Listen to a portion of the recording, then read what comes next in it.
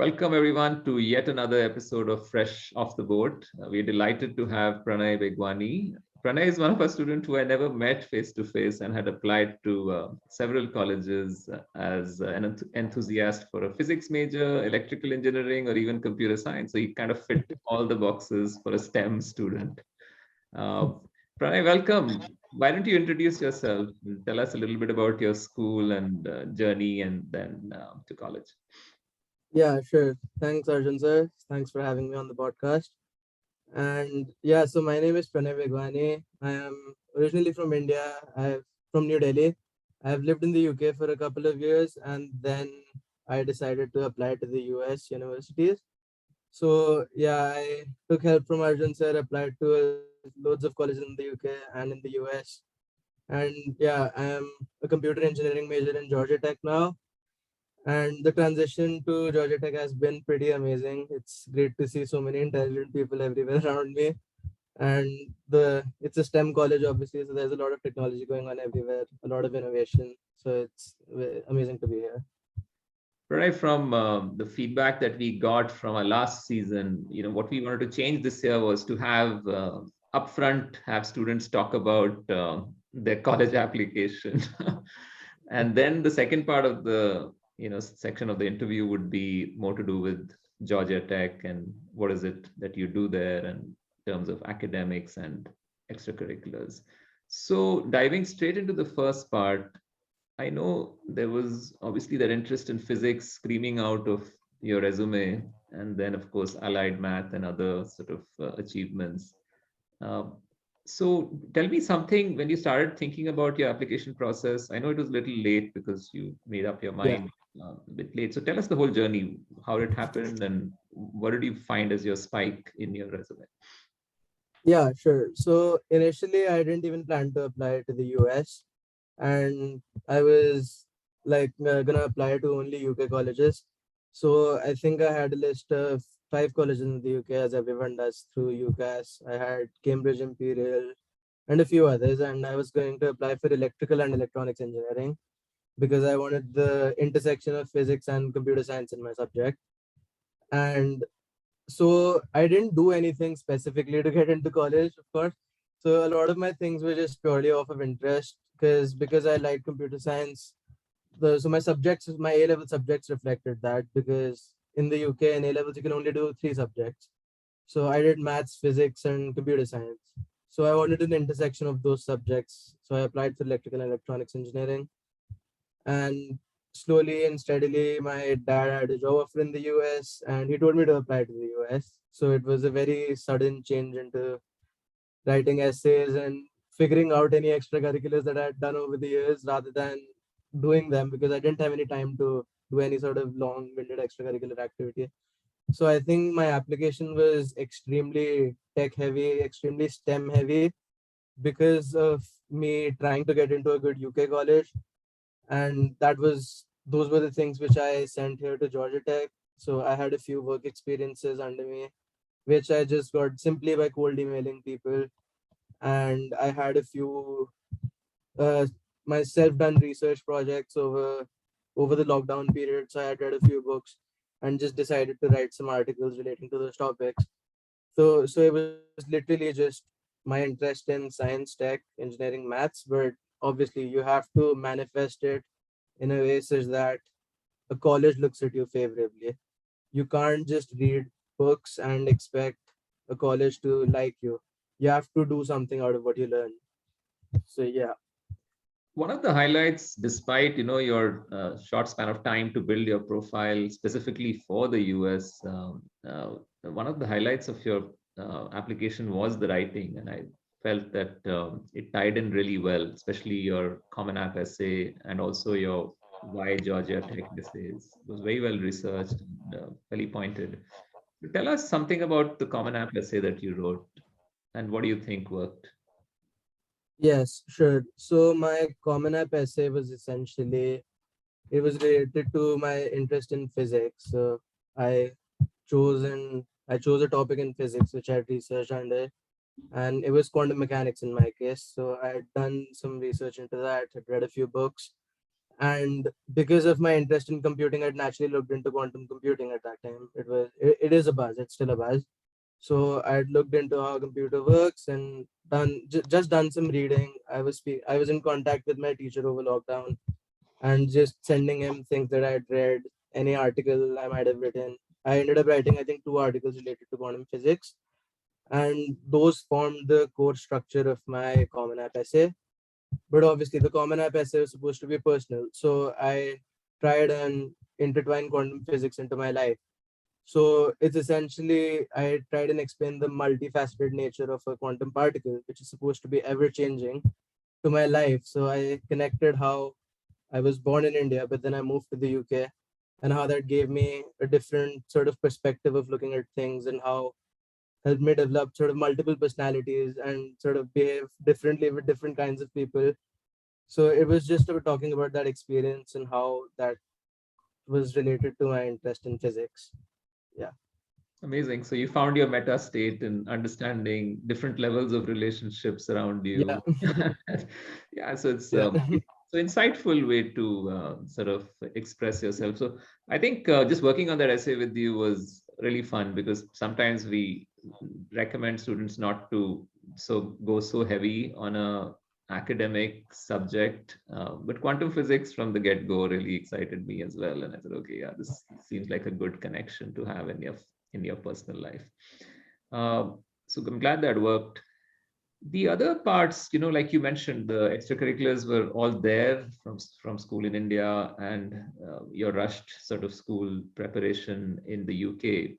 Uh, but you did sort of have, when I look back, there was a trend. There was something that tied your interest in tech, even in your community service.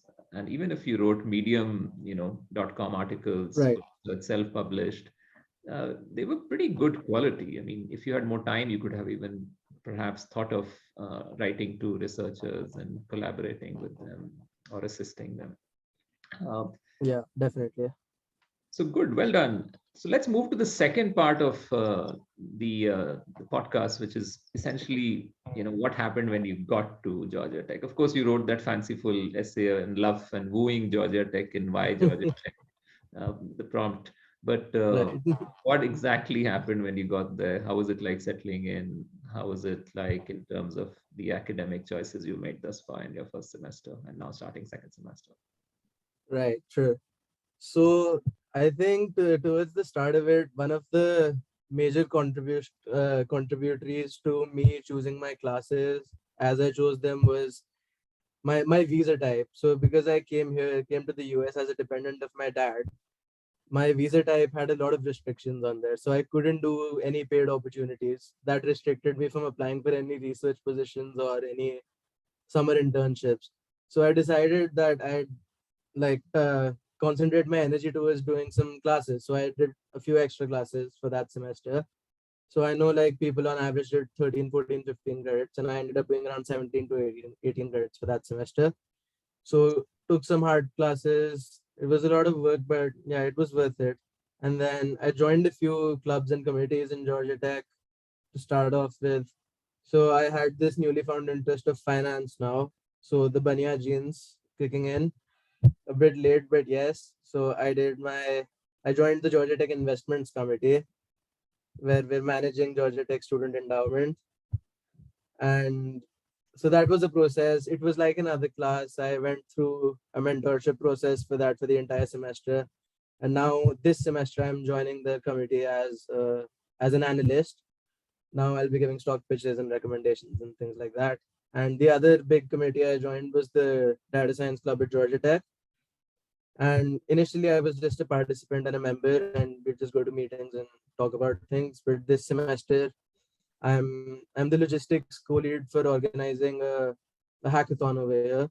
So we're organizing a 600 to 700 student hybrid hackathon, and I'm leading the logistics for the same.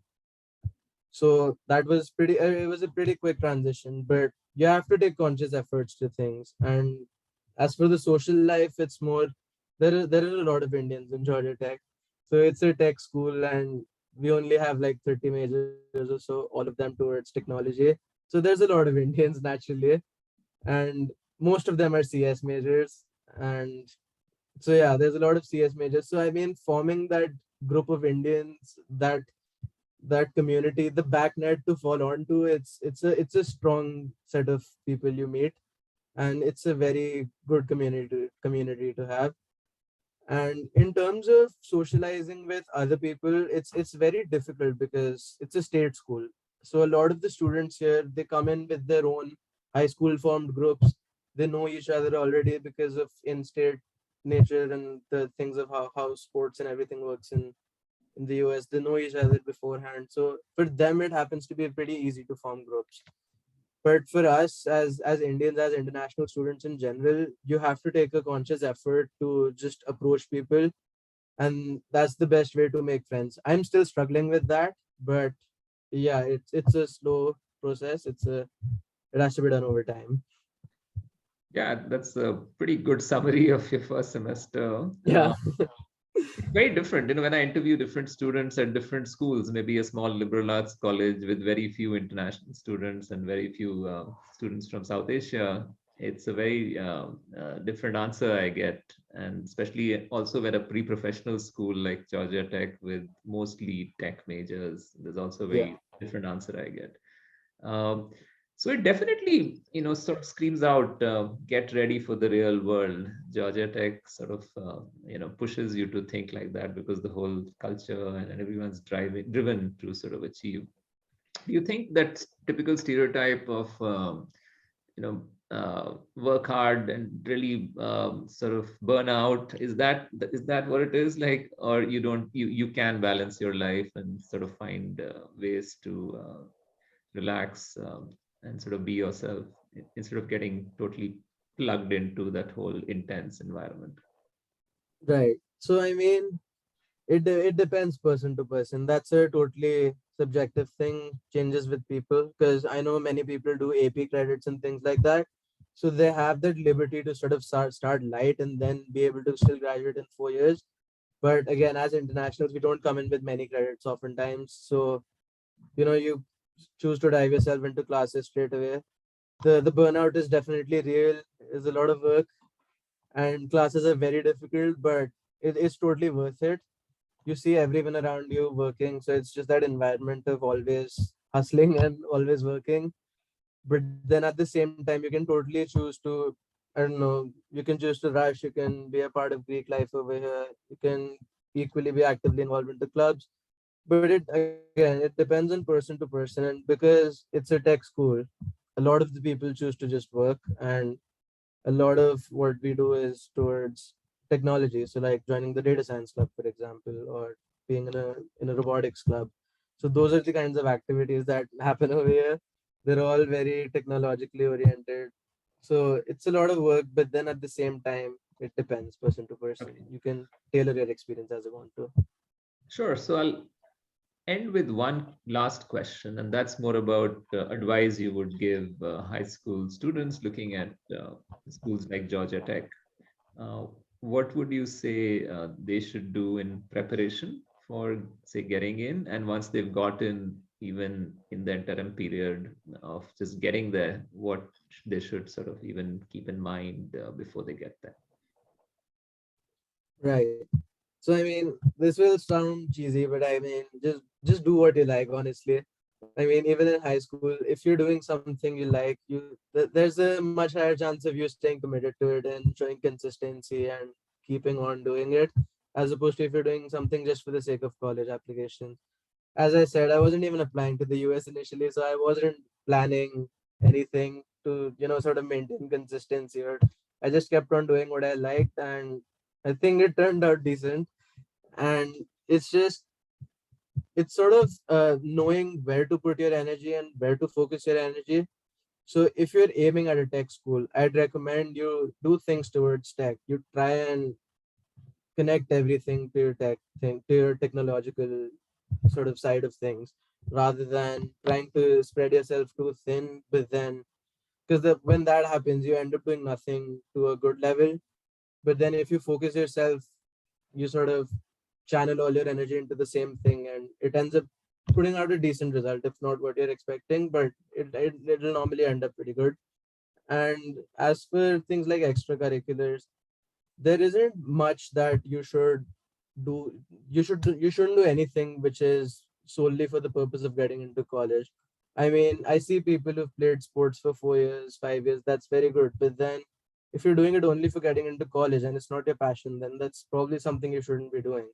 Because I personally didn't play an instrument. I didn't do any sports, but my I liked physics. I liked computer science.